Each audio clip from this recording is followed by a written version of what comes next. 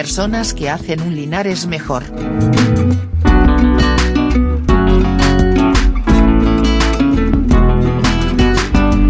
Encuentro Democrático de Linares con los movimientos sociales.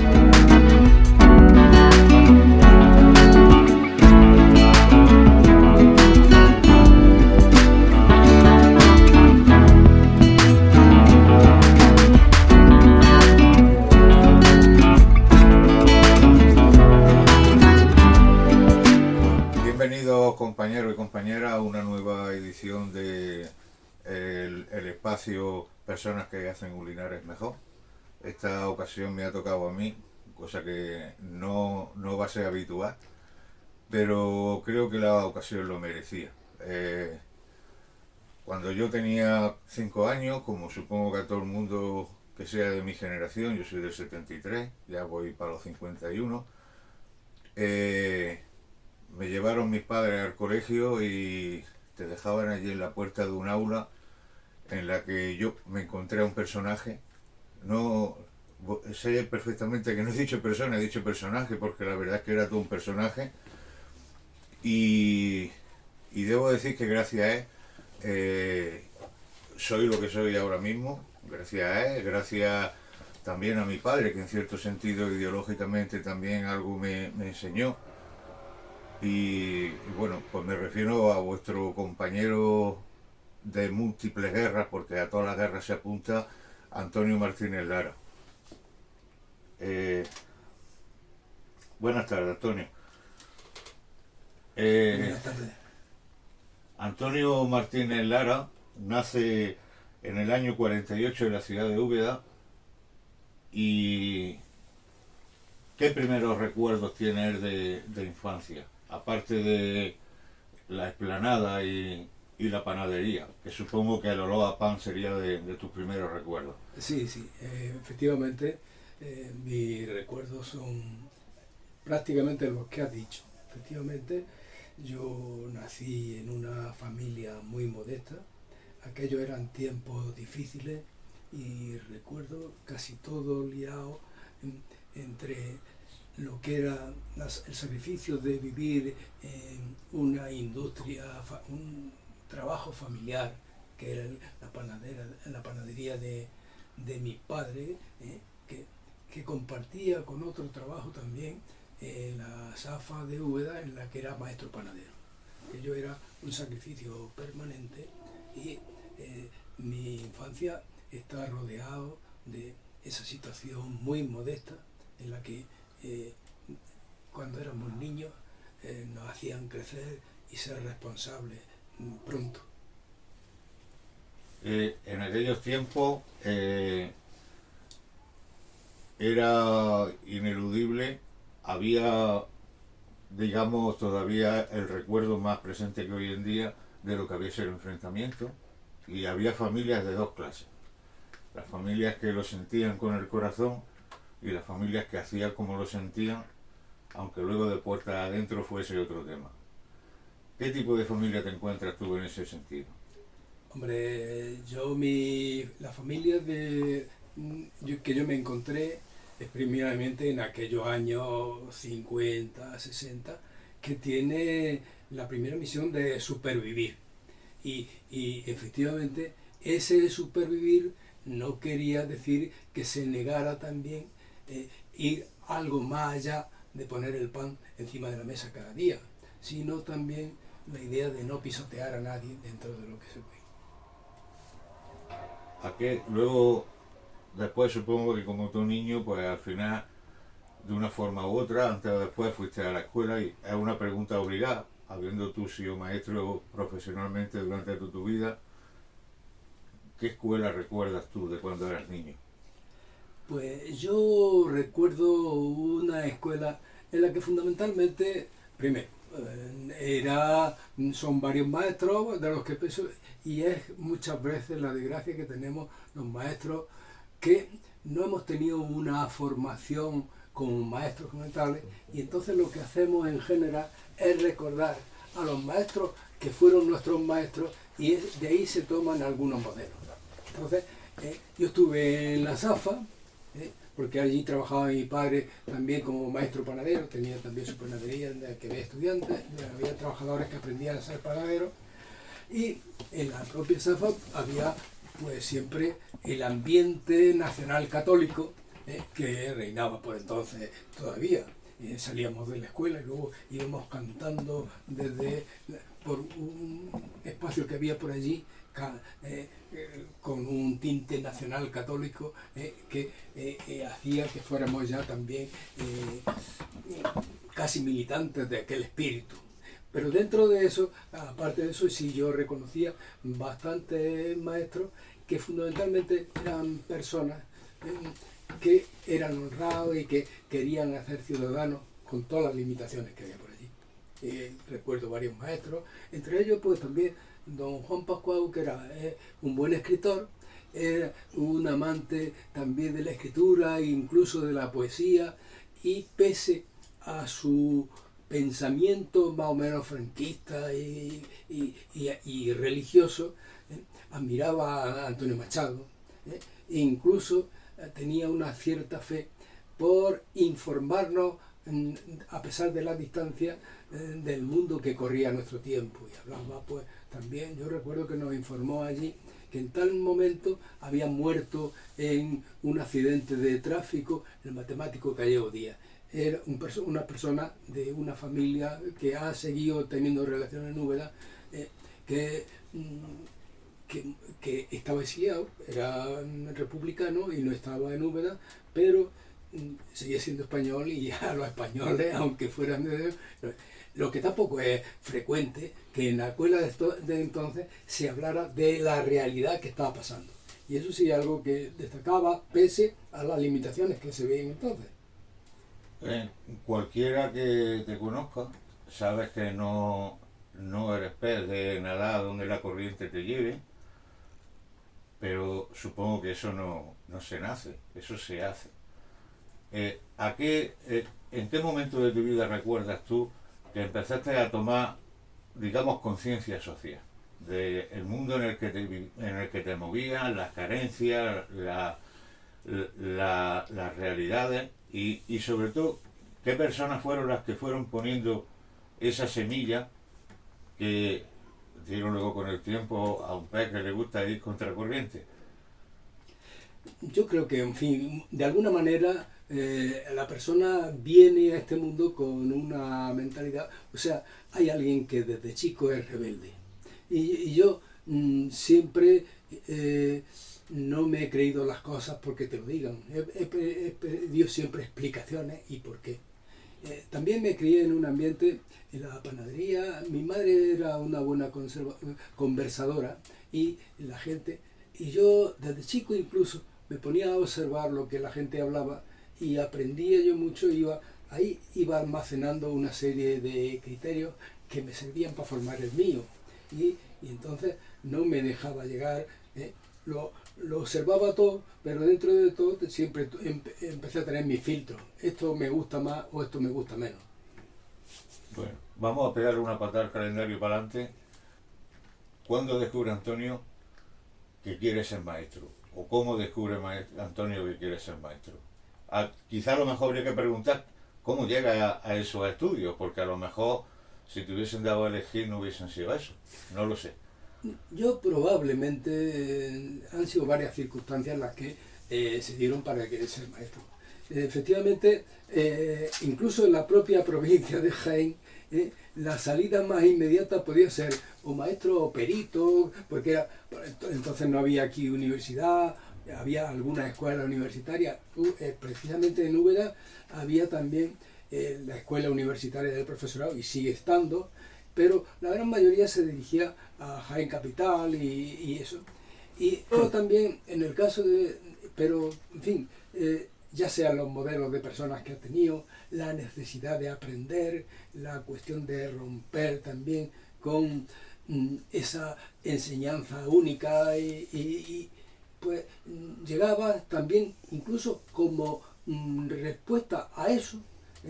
Quiere ser maestro para hacerlo de manera distinta de los antimodelos que ha recibido. ¿Qué hubiese sido Antonio si no hubiese sido maestro? Pues no lo sé, o sea, me ha gustado siempre mucho la historia, también el tema de contar las cosas para que la gente no le engañe. Periodista hubiera sido también una tarea agradable para mi manera de ver el mundo. Está claro que lo de comunicar y lo de transmitir es una cosa que lleva en vena. Sí. Pues cuéntanos tu inicio en este mundo del magisterio. ¿Dónde fueron tus primeros pasos? ¿Qué escuela te encuentras? ¿Qué dificultades? Yo efectivamente había casi cumplido los 19 años o poco más, y conseguí una escuela como interino en Úbeda. Allí tuve 20 meses en una propia escuela de continuidad, y recuerdo que fundamentalmente tuve por intuición seguir en una escuela que había dejado una maestra anterior que había trabajado bastante bien, pero yo de pronto sí tuve la cosa clara de que a mí la lección magistral no me interesaba. Es algo que además luego he teorizado y he tenido claro que es conveniente construir el conocimiento entre el maestro que orienta y recoge las vivencias que traen los alumnos desde su casa, desde la calle, de su aprendizaje. Entonces, incluso muchas veces vamos a hablar de tal cosa y yo le planteaba, y los nenes decían, yo sé esto, y íbamos anotando palabras, y a partir de aquello que habían dicho ellos, construíamos un poco un tema, el tema que interesaba, y entonces íbamos haciendo unas cuantas frases, y allí teníamos un poco el tema de ese día. ¿Es posible educar o enseñarle algo a un chaval o a una chavala sin saber en qué medio ambiente se mueve? Es imposible. Yo creo que, es muy difícil, más difícil que eso. Porque lo que sí es conveniente es que siempre el maestro y el propio alumno sean conscientes de sus conocimientos propios. Saber de dónde se parte, cuáles son sus intereses y lo demás es imprescindible. Lo que después yo aprendí como maestro freinetiano que he sido, y a través también de asumir un poco lo que es el medio ambiente que limita la situación que tiene encorsetada a la persona, es importante. O sea, por ejemplo, yo creo que hay un problema en la formación del ciudadano, del niño, el muchacho que aprende, que en determinado momento rechaza la escuela. Y rechaza porque la escuela es aburrida, porque en la escuela no me dice nada, porque en la escuela no encuentro yo mi vida. Y es que desgraciadamente yo creo que en la escuela hay lo que se llama un currículum explícito, que a veces se escribe en Salamanca o en el Quinto Pino, pero cuando llegan alumnos de un sitio, de otro, de un cortijo, de una ciudad, y siempre se enseña allí casi lo que se habla en la casa del maestro, en la casa de tal, y entonces ese es el currículum explícito. Pero quienes no hablan de eso y eso no les es familiar, tienen que coger el suyo y escondérselo. El niño, la niña que vienen de un cortijo, parece como si ella no tuvieran habilidades, como si fueran tontos del culo. Y entonces tiene que plantearse que cuando hablan así, en la escuela tendría que haberle dado oportunidades, porque ese niño o esa niña que vive en un cortijo cuida animales. El hecho de saber cómo funcionan los animales, el trabajo que hace con sus padres y con los demás, ese currículum oculto, que muchas veces el currículum de la clase trabajadora, queda ahí marginado, y entonces parte de ese conocimiento lo construye una parte del alumnado. Y ese es un grave problema que sigue todavía, y que lo que hace hoy la escuela, que sigue siendo un instrumento muy conservador, muy tradicionalista, lo que hace es mantener lo que hay del pasado, pero no se presenta a construir desde el verdadero presente que existe. Y el verdadero presente es una mayoría que domina sobre una minoría, ¿eh? Y esa condición de sumisión está. Ahora mismo estamos en una sociedad completamente segregadora. Esto de que lleguen y que tengan la escuela privada por un sitio, e incluso la escuela concertada, que se dice, una escuela que a principio de curso se somete y el anuncio en el cine o en los carteles que dice que esta es la escuela más favorita de los demás, pero lo que ocurre es que es siempre segregadora. Son muchas veces los propios colegios los que eligen al alumnado, y allí si hay un alumnado optado o elegido, alejado de lo que es la vida real. La vida real está compuesta por personas más o menos afortunadas, con personas desafortunadas, pero al margen de esa fortuna o del puesto que le ha tocado vivir, son personas muy ricas que si se conocieran entre sí, teníamos la mitad del camino recorrido para hacer un mundo más feliz. Actualmente hay un desencanto, un odio, un no hablar, una deshumanización, porque creemos muchas veces en las mentiras que pululan por estos sitios, y que el que va para allá me va a engañar, cuando probablemente ese que te podría engañar podría ser tu amigo, podría ser un cómplice en tareas importantes. Sé que es un tema que te absorbe y sobre el cual tenía pensado volver más tarde, pero ha contestado aparte ya, luego después lo retomaremos. Después de tus primeros pasos en otros colegios, pues ahora ya cruzándonos un poco los caminos, yo me encuentro un maestro. Pues antes habrá gente que a lo mejor, ojalá haya gente que no lo sepa. Antes la EGB funcionaba por etapas, y en primera etapa, pues que era desde primero hasta quinto, empezar a leer hasta más o menos estás preparado para estudiar asignaturas de otra forma.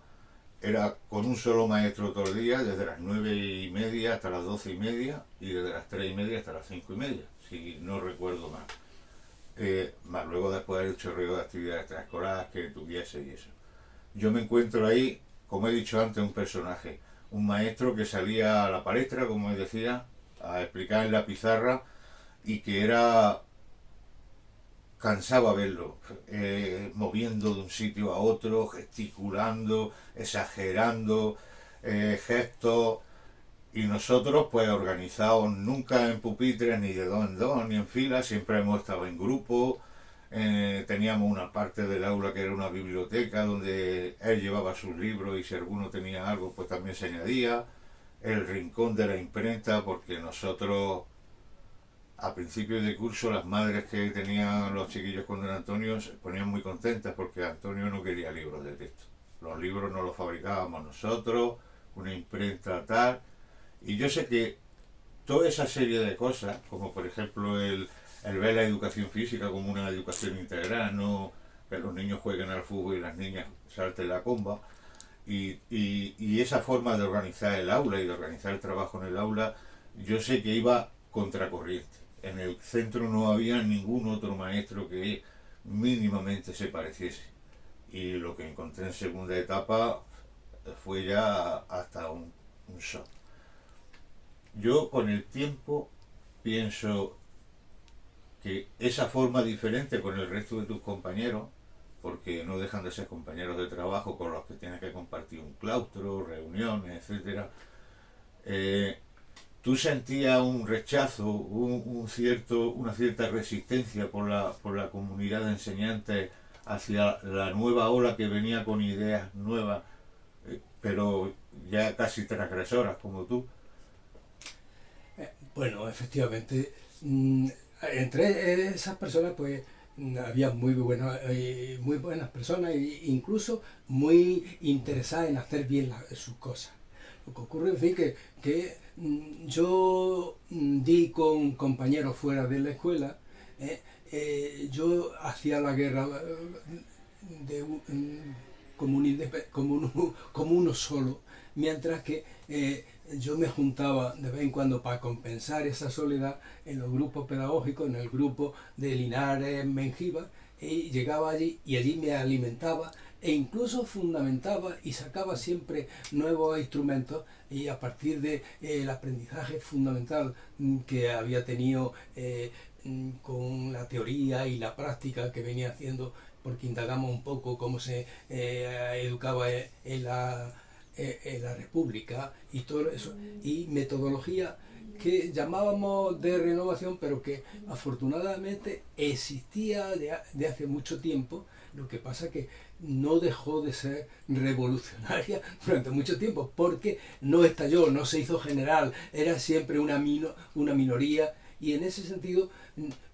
Pero de todos modos, lo que sí, pese a ser un solitario, de vez en cuando, sí efectivamente, divulgué, de alguna manera, influí sobre el conjunto del colegio. Ya fuera en los equipos de ciclo, de vez en cuando hacíamos cosas y negociando con el resto de compañeros y compañeras, ellos aceptaban parte de lo mío, yo me sometía un poquito para un mínimo encuentro en eso. En el claustro se iban admitiendo bastante de las cosas mías, e incluso no solamente eso, sino que yo hacía mi plan de estudio para que si venía el inspector o lo demás, esa soledad, ese bicho raro que había en el colegio tuviera su justificación, incluso documental, de lo que hacía, que aquellas cosas raras. Y luego, pues, incluso, pues, no sé, tú te acordarás también de lo que yo intentaba hacer con lo que era el periódico, que era siempre el ansia que he tenido de la libertad de expresión, que los niños y las niñas empezaran desde el principio con ese derecho a expresarse, a comprender el mundo desde cada día. Poniendo en una balanza los sinsabores y las alegrías, es positiva la valoración de tu carrera como maestro, de tu carrera profesional como maestro. Hombre, yo lo que sí, ya no solamente como maestro, sino como persona, yo trato de acostarme cada día tranquilo porque he hecho lo que he podido. Entonces, tanto en la escuela, pues durante bastante tiempo, y hubo un tiempo muy negativo, muy doloroso, en el sentido de que había los compañeros que habían sido directores, que habían funcionado bien y habían hecho que el colegio funcionara bien, pues se habían ido y hubo un enfrentamiento, y entonces entre otra compañera y yo, al final me presenté yo como director, pero hubo un repudio por parte de mis compañeros y compañeras, porque yo era un poco el maestro apoyado por la familia. Y entonces, claro, aquello, yo no sé, el corporativismo se enfrentaba a esa escuela distinta que yo planteaba. Y tuve que dimitir porque había una oposición bastante importante entre mis compañeros y compañeras, y remití a ellos. En fin, ha habido épocas de todo, lo que sí, he tenido sobre todo mucha satisfacción en la escuela, y me he ido muy a gusto con las innovaciones que he hecho, y sobre todo viendo que el alumnado se sentía a gusto en la escuela. Realmente yo tengo que decir que entra dentro del arquetipo de lo que es el maestro de barrio, entiende la escuela como la escuela y su entorno. Y claro, estamos hablando de tu etapa en Santa Teresa Doctora, que ha sido la más larga, la que prácticamente ha ocupado tu carrera, y el trabajar ahí pues ya te supuso trasladarte a Linares y ser un ciudadano más. Yo supongo que Linares no te era desconocido, pues porque en su momento fue punto de referencia para muchas cosas en la provincia, pero una vez que tú ya te trasladas y como vecino bajas un día a la calle, ¿qué Linares te encuentras? Hombre, el Linares que yo me encontré en aquellos momentos era un Linares, la ciudad en general y España en general.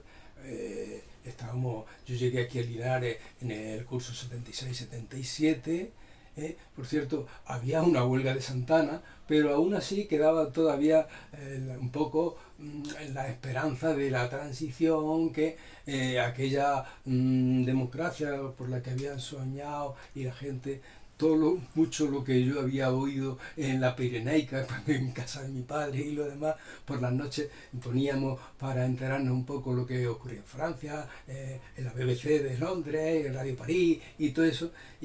Era un tiempo ilusionado. Aquí todavía incluso, cuando yo llego al colegio, allí en el colegio hay también una asociación de vecinos que es viva y que yo establecí bastante comunicación con ellos, porque bastantes de las familias que mandaban a su hijo allí al colegio estaban en ella y teníamos siempre ese diálogo, y he dicho un poco que teníamos esa complicidad que a veces no le gustaba tanto a otros.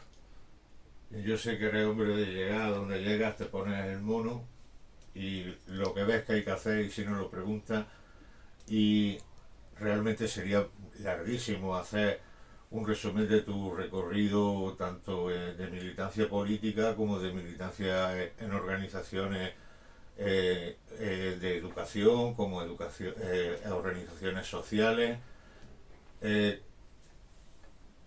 ¿Cuál de todos esos sitios es el que te ha marcado más? ¿Te ha marcado más la ideología? ¿Te han marcado más los libros? ¿Te han marcado más la calle? Han sido distintas épocas. O sea, hubo un momento, efectivamente, y que incluso se han alternado. Había ocasiones en que de alguna manera iban completando ese ideal que se iba formando aquí y aquí. Entonces, resulta que hemos hablado un poco de lo que había sido Santa Teresa. Habíamos hablado cuando yo empecé como maestro interino. Hubo también una época muy interesante que fue cuando fui maestro de adultos. Al volver de la mili, estuve trabajando con adultos, y era entonces la aplicación de la EGB que era un poco una educación general y básica, que era lo que se esperaba que hubieran tenido cada ciudadano. Desgraciadamente, la gente de mi edad, resulta que llegaba a los 10 u 11 años, se decía, este va a estudiar y este no va a estudiar. Entonces, quien estudiaba, pues hacía su examen de ingreso y a partir de entonces hacía el bachiller elemental. Quien desgraciadamente no tenía la oportunidad, pues una gran mayoría se iban de aprendices en un sitio u en otro. Y esos aprendices, a los que la escuela le negó su estancia allí de manera activa, de gran dedicación a ellos, pues pronto se fueron de aprendiz, ya digo, se fueron de aprendices, y fue la vida los que los fue enseñando. Y muchos de ellos eran muy espabilados y aprendiendo de los compañeros adultos y de los demás, se aprendían el oficio, pero al mismo tiempo todo lo que tenían a su alrededor. Y muchos de ellos, que habían llegado a ser buenos profesionales en un montón de casos, pero no tenían el reconocimiento social que debiera de haber tenido cada persona para integrarse como ciudadano de pleno derecho en la sociedad. Entonces hicimos un curso para mayores, y entraron allí gente con una cualificación mayor. Había algunos de la edad de mi padre, o sea, y todos ellos, pues en un montón de cosas me daban sopa colonda. Y entonces había que llegar y decir, y ahora yo lo único que les dije, si vosotros ya tenéis el título mayor, pero ahora para que completemos lo que se dice, lo que es una educación general y básica, lo que vamos a hacer es poner 4 detallicos que completen ese paquete que a vosotros os sobra. Y entonces llegábamos y le decíamos una serie de cosas, un poquito de que comprendieran la lengua que venía del latín, un poco todas las palabras que podían deducir a partir del uso del diccionario, que muchos también lo dominaban, y una serie de cuestiones más o menos de escuela, pero que eran simplemente reorganizar los muchos conocimientos que ellos ya tenían. Y eso es lo que habían compensado y les faltaba y se le debía a aquella generación que había sufrido, que había vivido en una época de muchas carencias. Esta misma mañana, igual que ayer, y no sé si antes de ayer tampoco, porque es difícil seguirte los pasos y muchas veces hasta encontrarte,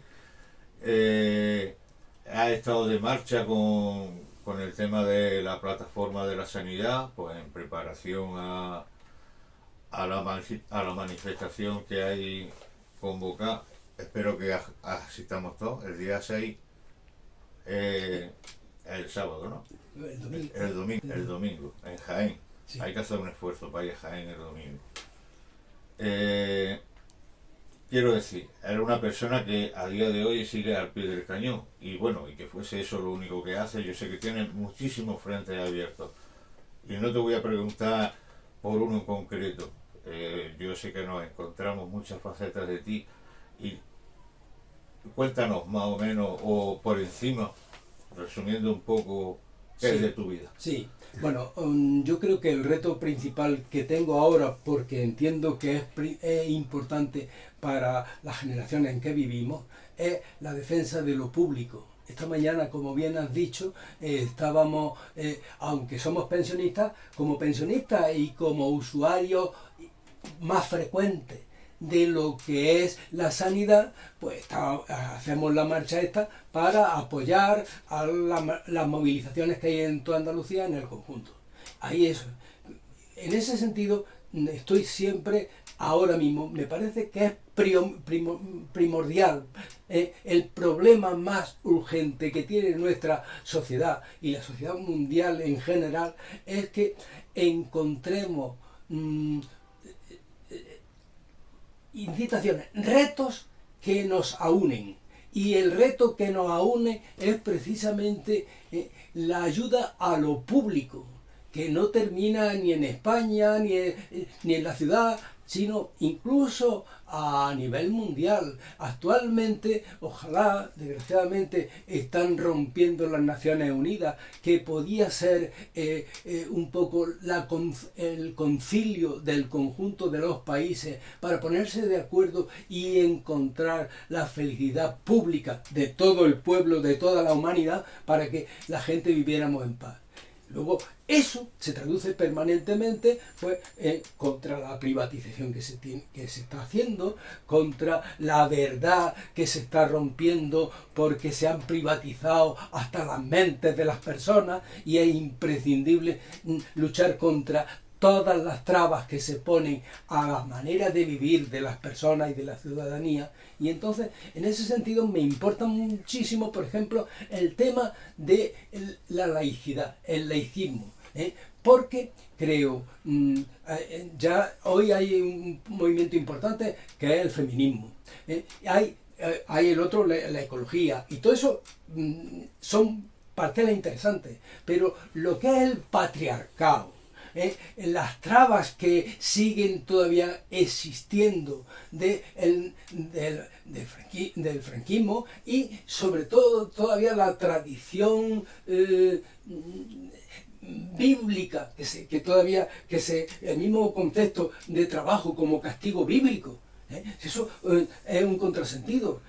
Simplemente el trabajo no debe ser un castigo, sino que es una obligación que como persona tiene el conjunto de aportar su trabajo y su esfuerzo para que todos vivamos y que todos tengamos lo que necesitamos. En ese contexto es el que, primero, no se puede seguir todavía considerando a la mujer que no es persona, y que una minoría se meta en la manera de pensar que tenga otra persona muchas veces más capacidad que ella para decirle lo que tiene que hacer con su cuerpo y con su libertad. Todo lo que eso significa está condicionando plenamente eso. Entonces, el laicismo por un lado, el ecologismo en el sentido de ver el daño que le estamos haciendo al planeta. Hay una serie de conocimientos y de derechos y de prioridades que están en la batalla de cada día, y ayudarle al ciudadano a que tenga los ojos como platos para saber por dónde va, e incluso que sea capaz de serenarse y filtrar y escoger lo más importante para que esto tenga perspectiva. Hombre, hablando ya de todo el reto mundial, ahí tienes tú en tu camiseta el tema de Palestina y el problema que está sufriendo ese pueblo, y quien tenga conciencia en el mundo debiera sufrirlo como si fuera a él mismo.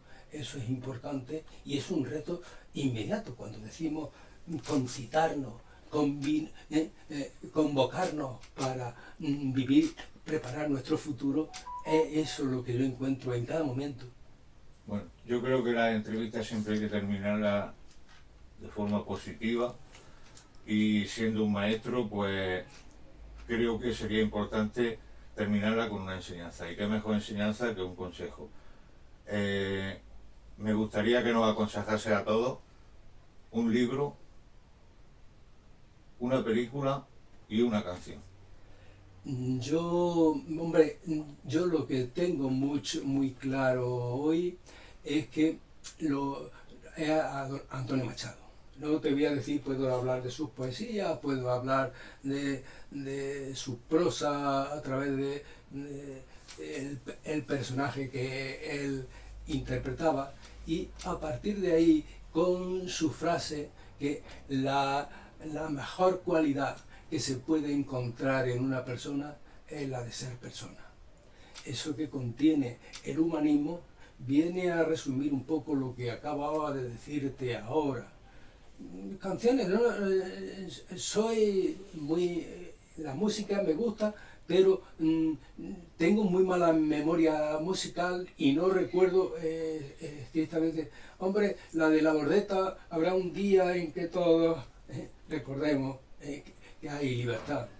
Esa sí puede ser esa canción, esa música. ¿Y la película? La película, hay muchas películas. Ahora, bueno, podía resumir. He visto últimamente 3 películas que me recuerdan perfectamente mi profesión. Porque la profesión, como es un poco el maestro que quiso llevar al mar. Hace 3 días que he visto una película de tema mexicano que se llama, de un maestro en una situación muy precaria del alumnado que sufre, que se llama Radical. El maestro toma eso. Y otra también, porque hablaba Sala de Profesores, en la que se encuentran un poco de películas, pues de esas, pues ya sabes, hay un montón de películas que siempre te dejan, te plantean cosas esenciales. Como decía al principio, todo un personaje que merece la pena profundizar, porque esto ha sido la corteza, y os voy a dejar 2 enlaces si queréis hacerlo. El primero, uno de sus libros, Ciudadano y Maestro, de la editorial Rojo y Negro. Aquí lo tenemos, o sea, punto rojo. De la editorial Punto Rojo, Ciudadano y Maestro, un libro que por el título pretende ser autobiográfico, pero que más que una biografía es un mosaico de hechos, de sucesos, de organizaciones y de personas. Y el otro link es el mismo. Quien quiera saber lo puede parar perfectamente por la calle y preguntarle, que siempre va a tener 5 minutos para quien sea. Es la persona más accesible del mundo. Solo agradecerte que nos hayas prestado tu tiempo y tu casa, y agradecer a la gente de Encuentro Democrático de Linares que me haya dado la oportunidad de acercaros un poco más a Antonio, a quien no lo conozca, y de ratificaros en quien sí lo hace. Y muchas gracias. Te ha pasado por el cariño que me tienes y hemos exagerado mucho.